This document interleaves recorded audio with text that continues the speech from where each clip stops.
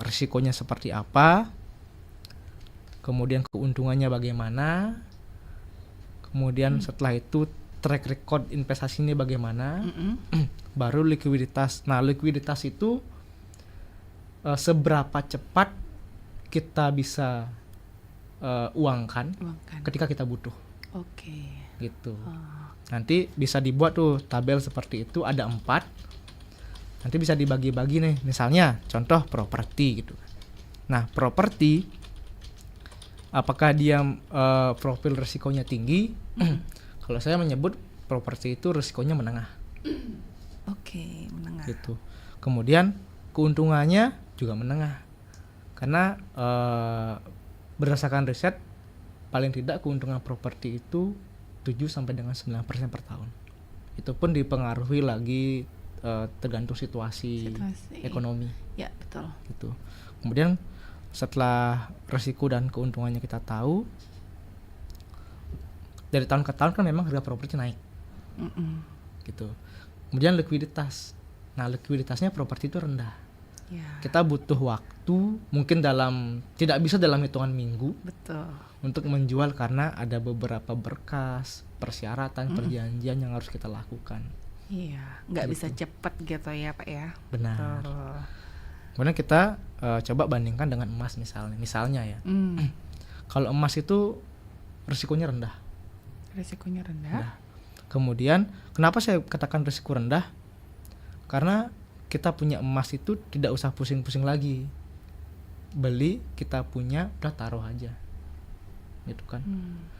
Misalnya, baik dalam bentuk fisik, baik dalam bentuk misalnya saldo emas seperti itu. Nah, ketika risikonya rendah, keuntungannya juga gimana? Keuntungannya menengah kalau emas. Setelah kita tahu keuntungannya, trennya gimana sih selama 10-20 tahun terakhir? Nanti bisa cari ada grafik harga emas 20 tahun terakhir gitu. Sekarang 2024 berarti 2004 ya. Nah, bisa cari tuh grafik trennya. Trennya naik apa enggak emas itu? Kemudian emas itu liquid enggak sih? Ketika kita butuh, kita bisa uangkan secara cepat enggak gitu. Itu bisa kita bandingkan dari satu investasi ke investasi yang lain. Seperti itu sih. Iya, nah itu dia sudah dikasih gambaran sedikit sama Pak Ari nih, mungkin untuk pendengar yang baru memulai ingin investasi begitu kan, seperti yang kata Pak Ari, satu hal yang harus menjadi pertimbangan itu adalah investasi yang sehat. Karena sekarang banyak tuh Pak Ari kan kasus-kasus iming-iming keuntungan besar, tapi faktor resiko atau mungkin track recordnya itu nggak jelas. Nah itu jangan sampai ya ikut seperti itu. Nah, sekarang tadi Pak Ari sempat sebut ada investasi emas yang cukup menarik lah kita ulik ya, yang mana faktor resikonya kecil dan likuiditasnya bisa gampang gitu untuk dicairkan, dan juga ada jenis-jenisnya. Nah, kita akan tahu saat lagi apa itu ya pendengar, dan kita juga ajak Anda untuk berinteraksi bersama kami di sini di 0362 24644 ataupun melalui WhatsApp Pro 1 di 0811 399 9790. Kita akan hadir saat lagi.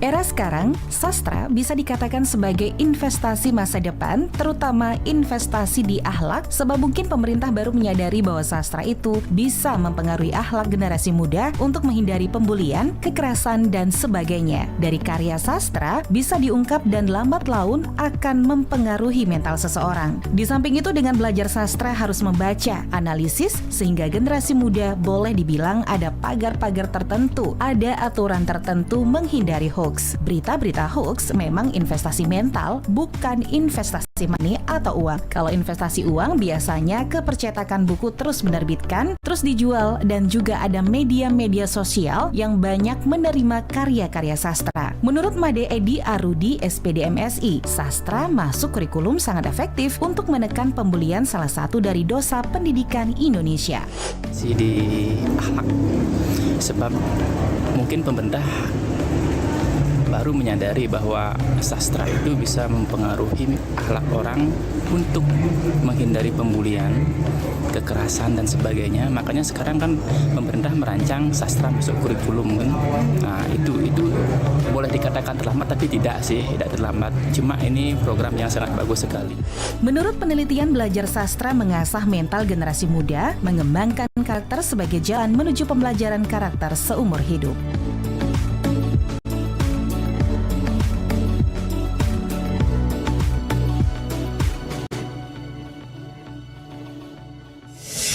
Iming-iming keuntungan bulanan, uang ratusan juta raib di investasi bodong. Kehilangan uang ratusan juta, korban investasi bodong alami depresi. 2 tahun tertipu investasi bodong, korban rugi ratusan juta rupiah.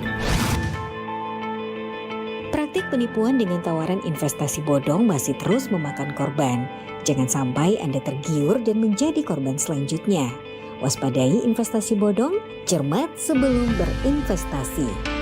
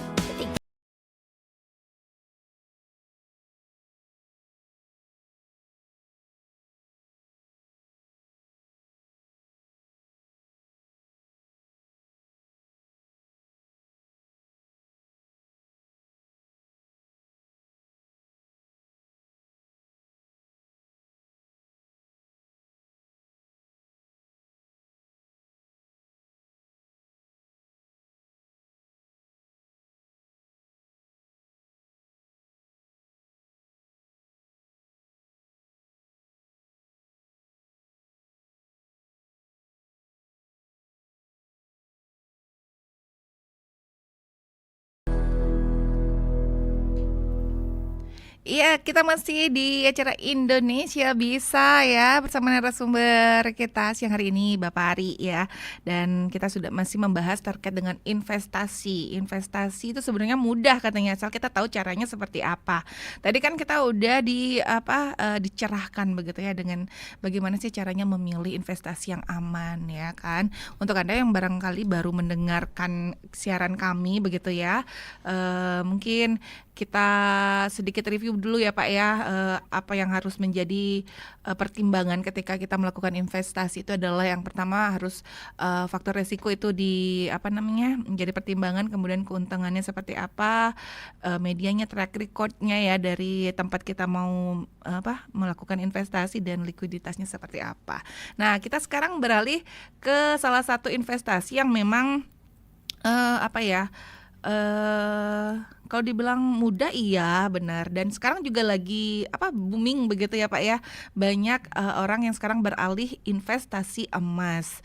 Nah, meskipun sekarang mungkin banyak di antara pendengar nih yang masih ingin tahu gitu ya, seperti apa sih sebenarnya wujud dari investasi emas itu. Mungkin untuk para pemula Pak, mungkin bisa diberikan gambaran sedikit Pak Ari. Ya, oke. Jadi terkait investasi emas itu sebenarnya ada berbagai pilihan. Nah, pilihan ini tergantung dari minat masyarakat sebenarnya. Misalnya ada yang lebih suka dia itu investasi di perhiasan. Ya. Alasannya karena bisa dipakai untuk kemana-mana gitu kan. Nah, ada yang lebih suka juga investasi di emas batangan. Itu alasannya karena kemurniannya. Kalau perhiasan bisa paling mentok mungkin 23 karat, tapi kalau emas batangan itu di 24 karat. Berarti ada bedanya ya Pak ya? Beda. Oke. Kemudian dari sisi sertifikasi mungkin lebih pasti yang batangan. Yang batangan. Gitu. Ada juga yang saya nggak suka pegang emas fisik gitu kan, nggak suka pakai perhiasan, pegang emas batangan juga takut gitu kan. Ada yang namanya investasi dalam bentuk saldo gram emas gitu. Nah, kita sih di Pegadaian kan misinya mengemaskan Indonesia sebenarnya. Nah, jadi kita mulai ajak masyarakat untuk berinvestasi dalam berbagai bentuk lah, terutama investasi emas gitu kan. Baik dalam bentuk perhiasan, batangan, dalam bentuk saldo gram emas itu. Yang mana yang lebih mudah untuk diikuti, yang pasti ikutlah di investasi yang sudah terpercaya dan legalitasnya jelas. Ya, oke. Nah, itu jadi sesuai dengan kebutuhan seperti Pak Ari bilang ya, boleh dipilih tuh ada 3 jenis tuh ya. Mungkin yang mana sih sebenarnya paling mudah, atau mungkin kalau dari Pak Ari sendiri yang paling mudah untuk diikuti begitu ya, atau mungkin buat pemula ada yang mana sih yang menjadi pilihan atau yang digemari mungkin saat ini, seperti apa Pak perkembangannya? Oke. Kalau untuk pemula yang baru mengenal emas lah istilahnya. Iya, betul. Saya sarankan pelajari dulu emas itu gimana sih gitu. Ketika sudah dipelajari, baru kita masuk ke investasi emas. Kemudian kita tentukan tujuan untuk investasi emas itu sebenarnya untuk apa. Oke. Ada goalsnya lah istilahnya. Kalau pemula lebih banyak mungkin generasi milenial dan generasi Z, atau mungkin generasi alpha gitu kan. Sebenarnya kalau dulu sebelum generasi milenial itu mungkin sudah sangat mengenal emas gitu. Tapi kalau sekarang generasi milenial, generasi Z, generasi alpha pun ada yang baru mengenal emas. Ditentukan dulu goalsnya. Misalnya saya mau nabung emas, mau beli emas itu untuk misalnya beli rumah, itu bisa. Untuk biaya pendidikan, biaya menikah itu bisa. Tentukan dulu goalsnya. Setelah kita tentukan goalsnya apa, baru kita masuk ke medianya dalam bentuk apa, perhiasan kah, batangan kah, atau saldo gram emas kah, gitu. Kalau yang paling umum ada di mana-mana itu perhiasan. Tapi sekarang tren sudah berubah. kalau bisa kita lihat ada berapa persen sih anak generasi milenial, Z dan Alpha itu menggunakan perhiasan. Tren sudah berubah, mereka sudah teredukasi tentang teknologi, jadi mereka pengennya yang simple gitu. Jadi pilihannya ada di emas batangan dan saldo gram emas. Oke, itu Gitu. yang lebih paling banyak ya Pak ya. Benar. Nah, terus bedanya apa Pak kalau yang batang sama saldo emas itu? Nah, kalau yang batangan itu kita berinvestasi ke dalam emas fisik. Nah, batangan itu seperti berbentuk kartu dia Berbentuk kartu. untuk laminasinya. Nah, ketika kita investasi emas batangan itu juga nggak perlu uang banyak sebenarnya, karena Pegadaian juga sudah memberikan solusi. Kalau kita misalnya kita beli emas batangan, contoh sekarang itu emas batangan anggaplah brand Antam atau Galeri 24 punya Pegadaian gitu kan, sudah menyentuh angka 1.400.000-an Harganya per 1 gram. gram. Ya. Nah, ketika mungkin anak-anak yang awam terhadap emas disuruh mengeluarkan uang segitu kan berpikir mereka kan, wah banyak sekali gitu kan. Kalau disuruh langsung beli mahal gitu. Tapi Pegadaian sudah berinovasi, memberikan solusi, misalnya kalau kita nggak punya dana untuk beli cash, cobalah untuk sisihkan sedikit, mungkin 10-15% dari harga emas itu digunakan untuk mengunci harga emas. Baru setelah itu sisanya diangsur secara bertahap. Oke. Gitu. Itu cara mudah untuk punya emas. Nah, kalau kita memang tidak suka yang bersifat fisik, Pegadaian pun ada yang namanya saldo tabungan emas atau tabungan emas. Jadi tabungan emas ini mirip seperti tabungan di perbankan. Nah, tabungan di perbankan itu kan kita store uang, dapatnya uang kan saldonya. Iya, saldonya bentuk Kalau uang. kita enggak, Ya. kita berikan uang, saldo yang kita dapatkan adalah saldo gram emas. Oke. Gitu. Siap. Dikunci dulu ya Pak Ari ya. Kita sapa dulu nih pendengar, Oke. mungkin ada yang mau tanya-tanya begitu. Halo, selamat siang. Halo. Ya, selamat siang. Selamat siang. Ya, dengan siapa? Siapa dengan? Dengan? Mbak siapa ini? Ini dengan Mbak Tris. Dan ada Pak Ari. Iya. Mbak Pak Ari. Pasti kenal suaranya. Gimana Pak? Pertanyaannya apa Pak? Ya, saya bingung nih. Kok invest mas. Saya orang bodoh, kotor saya. Sebab yang saya invest kok tanah-tanah saja. Sama pupuk istri. Kalau istri saya mungkin sudah 6 tahun itu. Mungkin dia senang. Tapi karena kita berdua bersatu padu, ya. Bukan beradu tapi bersatu. Apa perlu ini? Nah, ampurnya emas memang tidak gini, saya kurang. Jadi saya itu yang saya boleh investasi itu adalah dari dulu yang kotor-kotor tanah. Sekarang pun masih ada. Apa tuh Mbak Tris mau ini? Ada bisa masih dua murah, hanya 350 per kapsul. Satu karung boleh nggak Pak? Boleh. Dari sana minta. Iya. Siapa yang harus? Oke. Mohon maaf ya, saya bingung investasi. Oke, investasi emas apa? Nanti kita bahas lagi ya seperti apa. Mungkin setelah ini nanti siapa tahu Pak Bapak tertarik gitu untuk investasi emas ya selain tanah. Oke. Nggak punya emas-emasan.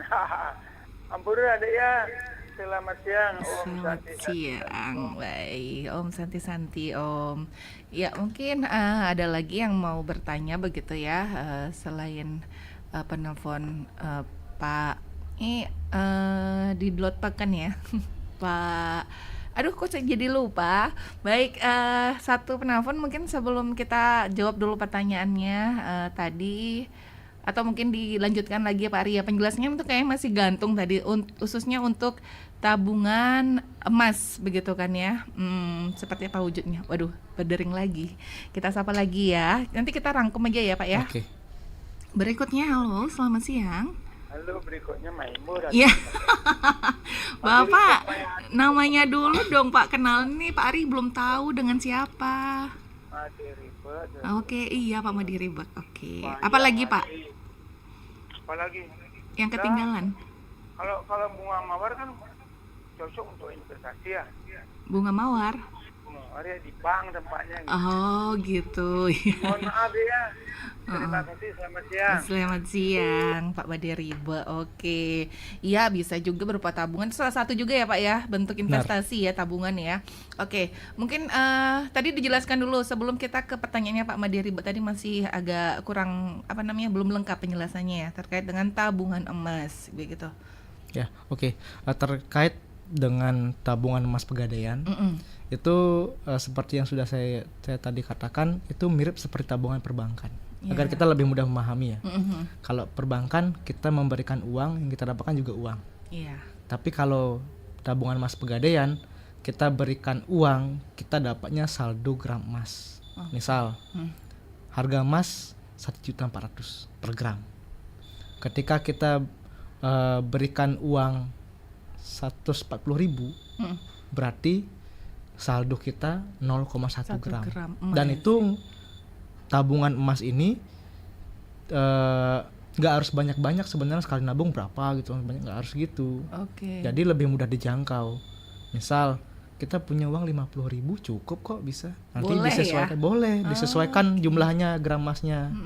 Jadi sebenarnya kalau mau nabung harian juga boleh, bulanan juga boleh. Jadi ya? Dari sisi waktunya fleksibel, jumlahnya juga fleksibel. Oke, menarik. Kita sapa lagi nih, ada penelpon nih ya Pak Ari ya. Halo, selamat siang. Selamat siang Mbak Tri. Iya, dengan siapa ini? Ini Nini Ika dari Tajun. Oke, Nini Ika, silakan pertanyaannya Nini. Ya, selamat siang Bapak narasumber dari Pegadaian ya. Halo, selamat siang.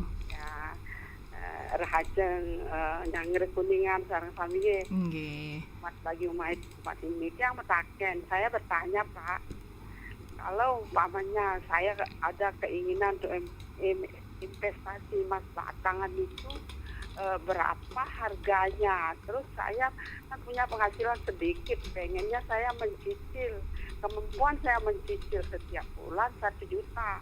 Jadi gimana tuh? Saya pengen investasi untuk cucu saya sekolah besok biar bisa dijual gitu. Gimana tuh, coba dijelaskan. Kemampuan saya untuk mencicil 1 bulan 1 juta. Jadi berapa gram emas yang bisa saya dapatkan dan caranya itu gimana?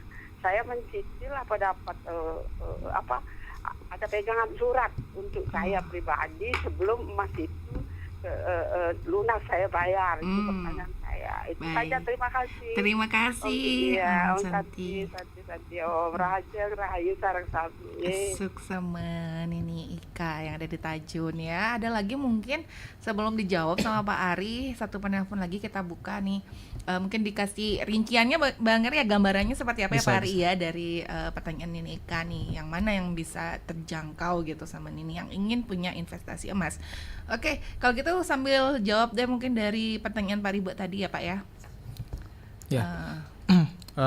Ini yang dari mana dulu nih? Dari Pak Madi Ribet apa? Pak Madi dulu mungkin investasi emas mungkin tadi kelewat ya, seperti apa sih bentuk investasi emas itu? Ya, oke. Dengan Pak Madi Ribet, jadi investasi emas itu kita membeli yang namanya logam mulia. Logam mulia. Ya. Dalam bentuk fisik maupun dalam bentuk saldo gram emas. Gitu kan. Mungkin istrinya sudah lama katanya. Iya, untuk mungkin perhiasan perhiasan ya, kan gitu kan. Nah, selain perhiasan ada juga dalam bentuk batangan. Emas batang. Ya, emas batangan. Nah, emas batangan itu bentuknya ya seperti kartu dia. Berbentuk persegi. Itu kan ada beratnya macam-macam ya Pak. Beratnya macam-macam, mulai dari 0,5.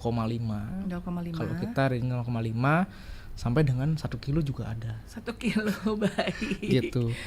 Nanti itu berbagai macam merek lah. Ada beberapa merek di Pegadaian gitu kan. Nah, kemudian kalau ada juga dalam bentuk saldo yang seperti tadi sudah dijelaskan. Bentuknya tabungan ya Pak ya. Bentuk tabungan, dia dapatnya kartu tabungan. Kalau emas batangan dapatnya fisik, bentuknya kotak. Kalau dalam saldo emas itu bentuknya tabungan. Oke. Jadi kedua media investasi ini baik dalam bentuk batangan maupun saldo emas itu sama-sama mudah untuk dicairkan dan mudah untuk didapatkan. Nggak perlu uang banyak. Nggak perlu uang banyak. Oke, dicairkan gampang. Jadi pas darurat pingin perlu duit ya cepet bisa langsung ya Pak ya dicairkan begitu kan. Nah sekarang terkait sama masih berkaitan dengan ini Ika nih ya kan, dengan penghasilan yang sekian, ingin punya investasi ini seperti apa Pak? Mungkin dikasih gambaran Oke. Pak. Dengan ini Ika ya. Jadi tadi saya sudah diberikan informasi gimana sih caranya punya emas batangan secara cicil gitu kan. Nah, ya. Sedangkan penghasilan atau kemampuan bayar per bulannya 1 juta. Nah, jadi kalau cicil emas batangan ini sebenarnya nggak ribet sih, mudah banget. Jadi emas batangan ini dia itu sebenarnya nggak harus kita beli cash. Oke. Jadi kalau misalnya kita mau yang 10 gram misalnya seperti itu kan. Kalau kita beli cash bisa 14 sampai dengan 15 juta kan. Satu keping emas 10 gram itu. Kalau kita keluarkan uang langsung berasa gitu kan. Aduh, habis langsung tabungannya kan gitu kan. Nah, jadi gimana sih caranya uang kita biar masih emas juga punya. Caranya tuh mudah. Bisa datang nih ke Pegadaian misalnya, mau cicil emas batangan. Nah, caranya itu cukup sediakan dana untuk uang muka. Nah, kemudian KTP, udah itu aja. Nggak perlu persyaratan yang lain-lain, itu nggak perlu. Jadi kenapa sih harus ada DP gitu kan, atau uang muka? Nah, kita tahu bahwa emas ini harganya itu fluktuasi, jadi Bisa besok naik, turun lagi, naik lagi. Tapi kalau kita tarik dari tahun akhir 2023 yang emas itu masih 1 juta mungkin 1 gram, sekarang sudah menjadi 1.400.000, itu sudah dalam lumayan setahun kenaikannya kan. Ya, udah baik. 40% itu Baik. kenaikannya kalau kita hitung seperti itu. Nah, misalnya nih Ika kan punya kemampuan bayar 1 juta. 1 juta. Betul. Bisa nih, ambil yang 10 gram kan. DP-nya kalau di Pegadaian kan berbagai merek, ada Antam, Galeri 24. DP-nya itu kisaran 2 jutaan. Itu beda-beda, DP-nya beda ya Pak. Beda-beda, tapi selisihnya sedikit sekali. Itu beda-beda. Kemudian ambil angsuran terpendek itu 12 bulan. Ini untuk yang 10 gram ya, 10 kita gram. ngomongin yang 10 gram ya Nini 10 gram angsurannya 1.080.000-an. Oke, selisih sedikit lagi. Selisih sedikit. Kalau memang dirasa DP yang terlalu banyak, ambil yang 5 gram. Oke, kalau yang 5 gram berapa Pak? Kalau 5 gram paling DP-nya dia sekitar 1 jutaan. 1 jutaan. Di bawah 1,1 lah DP-nya. Oke. Kalau untuk angsurannya yang paling cepat 12 bulan paling 500.000-an. Oke, masih ada sisa itu masih ya. ada sisa. Nini Ika. Oke. Jadi kenapa sih kita perlu DP untuk mengunci harga itu? Jadi ketika kita cicil, kemudian dalam prosesnya itu misalnya 12 bulan kan, setahun kan, ada kenaikan harga emas, kita nggak perlu risau, wah nggak naik nanti angsurannya ya, nggak perlu risau. Jadi angsurannya akan tetap. Kenaikan harga emas itu menjadi keuntungan nasabah. Nah gitu. Belum lagi kita berikan promo-promo cashback yang menarik untuk nasabah nih. Jadi Pegadaian itu kalau mau ngajak investasi masyarakat itu udah jor-joran. Dikasih emas murah, dikasih promo, caranya nggak ribet gitu. Kalau memang Pak saya nggak bisa ke kantor, kita cari ke rumah. Bisa mudah. Tuh mudah. Ya, takut gitu. Tinggal WA aja ya, gimana gitu dibantu, kan ya. Kita bisa bantu. Dan gitu mungkin sih. Kalau pas ketemu itu lebih enak ngobrol sharingnya ya, langsung dikasih gitu. gambaran begitu. Jadi kalau invest emas itu nggak harus gramnya besar dulu, nggak ya. Karena itu juga memberatkan kan. Yang paling penting kita mulai investasi itu mulai aja dulu, entah di angka yang berapa gram, 1 gram, 2 gram, 3 gram, sampai 10 gram gitu kan. Nanti ketika kita sudah menjalani baru berasa, ternyata punya emas itu nggak mahal. Investasi itu gampang gitu kan. Udah punya satu pingin lagi punya yang lain gitu. Biasanya gitu seperti ya itu. Pak ya. Udah 1 gram udah punya, pengen yang 2 gram, pengen yang 5 gram. Iya. Nanti itu tidak akan berasa terakumulasi banyak. Karena dari testimoni nasabah juga ada yang seperti itu. Dia niat nabung untuk anak cucunya. Dari yang mulai 1 gram nggak berasa pengen beli lagi. Jadi ada goalsnya yang harus dicapai. Nanti ada yang harus diwariskan ke anak cucu gitu. Saya mau renovasi rumah, saya mau beli rumah. Itu nggak akan berasa kalau kita ingat goalsnya. Iya, menarik sekali. Nah, ini bisa jadi gambaran nih buat Nini Ika ya, yang tadi masih bingung seperti apa sih bentukannya, investasinya. Ini mudah. Kalau Nini Ika mungkin mau tanya-tanya boleh ya Pak? Mungkin Boleh, ada untuk servisnya atau gimana Pak, kontaknya ya Pak ya? Ada. Nini Ika bisa datang ke Pegadaian terdekat. Pegadaian terdekat. Ya, dimanapun berada. Kalau di Tajun di mana Pak cabang terdekat? Kalau Tajun itu cabang terdekat ada di Kubu Tambahan. Di Kubu Tambahan ya, Nini Ika ya. Di Buleleng ini kan ada banyak pegadaian sebenarnya. Iya, kita ada sekitar 14 unit operasional gitu. 14 sampai 15 unit operasional lah. Dengan 1 unit syariah juga yang dari Surapati. Oke. Jadi cari yang terdekat ini Kak ya. Nggak mesti harus ke Singaraja atau Buleleng kalau misalnya kerasa jauh ya Pak ya. Benar. Oke. Tidak terasa Pak Ari, ini waktunya sudah habis begitu ya, sangat-sangat menarik. Dan pastinya ini akan untuk Anda pendengar yang mungkin masih ragu atau mungkin bingung seperti apa, bisa langsung aja datang ya Pak Ari ya. Bisa. Nah, sebelum kita akhiri mungkin ada closing statement apa yang ingin Pak Ari sampaikan kepada pendengar. Oke. Untuk sahabat pendengar RRI Pro 1 dimanapun berada ya. Jadi kalau kita mau investasi, pilihlah investasi yang mudah kita pahami, yang sudah lama dijalankan oleh orang-orang, yang sudah lama dikenal oleh orang-orang. Pilihlah investasi yang aman dan terpercaya, teruji legalitasnya. Jadi kalau sudah kita tahu hal-hal yang kita cari dalam investasi, itu sebenarnya mudah. Seperti topik pada hari ini, investasi itu gampang asal tahu caranya. Kalau belum tahu caranya, bisa datang ke Pegadaian. Iya, jangan sampai salah langkah begitu ya. Kalau mau yang pasti langsung aja datang ke Pegadaian ya untuk pendengar. Nah, itu dia pembahasan kita terkait dengan investasi. Terima kasih Pak Ari untuk informasinya udah berbagi dengan pendengar, dan kita akhiri sampai di sini acara Indonesia Bisa untuk topik kita, investasi itu mudah kalau kita tahu caranya. Dan sesaat lagi pendengar kita akan aturkan Puji Trisandi, dan jangan lewatkan siaran olahraga ya dari Pro 3 RRI Jakarta. Tetaplah bersama kami Pro 1 RRI Singaraja.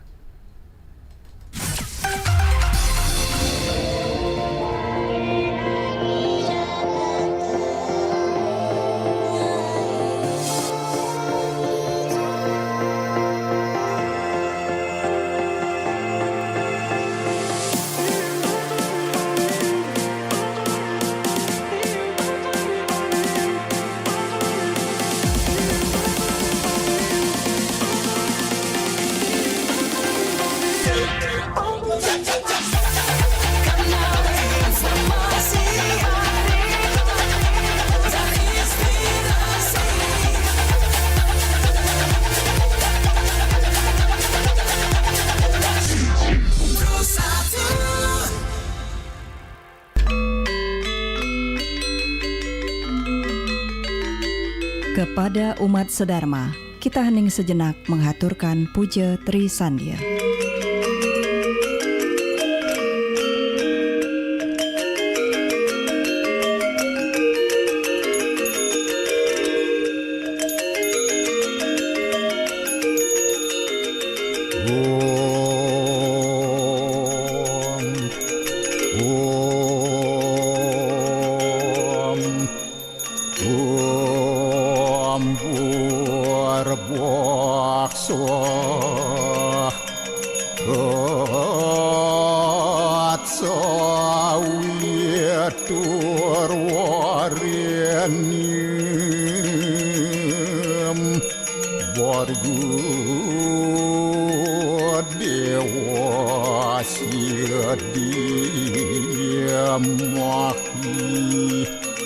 Diwa yona rocu